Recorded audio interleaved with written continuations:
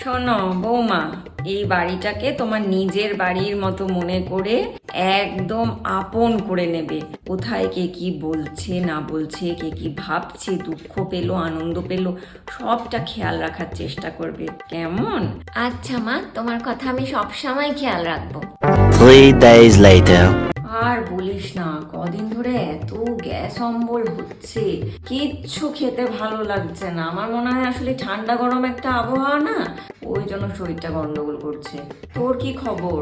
কদিন ধরে মায়ের গ্যাস অম্বল হচ্ছে? মা তো আমাকে বলেছিল এই সংসারের সমস্ত ভালো মন্দর খেয়াল রাখতে। আমি তো বুঝতেই পারিনি মায়ের শরীরটা খারাপ, আজকে ভাগ্যিস শুনতে পেলাম। 2 hours later. বৌমা, রান্না হয়ে গেছে? তাহলে চলো আমি আর তুমি খেয়ে নি। কি রান্না করেছে আজকে? হ্যাঁ মা, রান্না করে নিয়েছি। আজকে তো মূলো ছেচকি বানিয়েছি মা।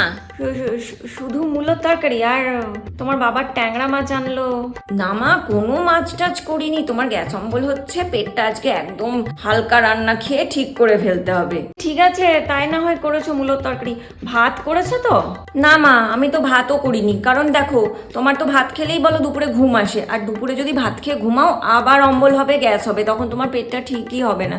শুধু এক বাটি মূলো খেয়ে বসে থাকো, 2-4টে বেরোবে, দেখবে ঠিক হয়ে গেছে একদম পেট। তোমাকে বলেই বিপদে পড়েছি দেখছি।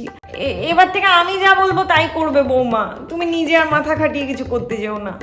ঠিক আছে মা, তুমি যেমনটা বলবে।